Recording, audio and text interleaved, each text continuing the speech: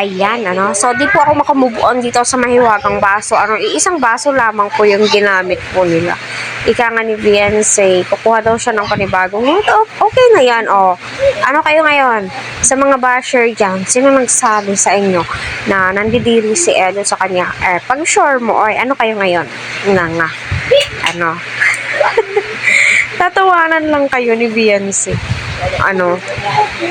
Kaya patuloy po natin suportahan mga ka-EDSI. Go po tayo sa pagmaraton sa kanilang video. Suportahan po natin ang bawat isa sa mga basher dyan. Naku, wag na po kayong mag-comment. Wala po kayong mapapala.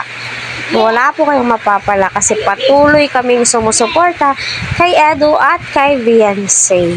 Ano, kasi medyo malayo-layo na po ang kanilang pinagdaanan at medyo malayo-layo pa rin po ang kanilang tatahakin. At gagawa sila ng sarili po nilang memories. At number 1 na po yung bus. Sana all, no? Kaya patuloy po natin suportahan si Kalinga Prab, Piaval at ang buong team. Huwag po natin skip ang kanilang ads para sa ganun nga po ay marami pa po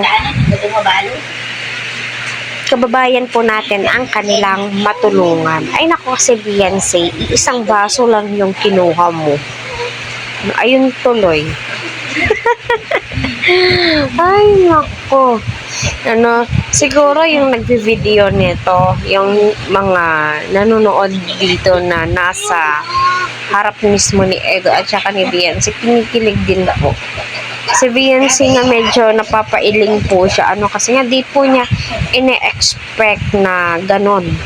No, na iisa po yung basong gagamitin nila. Kahit naman ako. No, so, nakailang ganon na ba si Edo, ano? Beyonce, parang pangalawa na ba? Ano, kaya nakakatuwa at masasabi mo po talagang sana all, sana maging sila. Sana nga po, ano kasi, my God, no?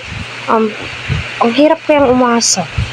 Ano, kasi may mga bakas po, no? May mga bakas po talaga na parang seryoso na po, or seryoso na talaga si Beyonce. I mean, si Edo kay Beyonce.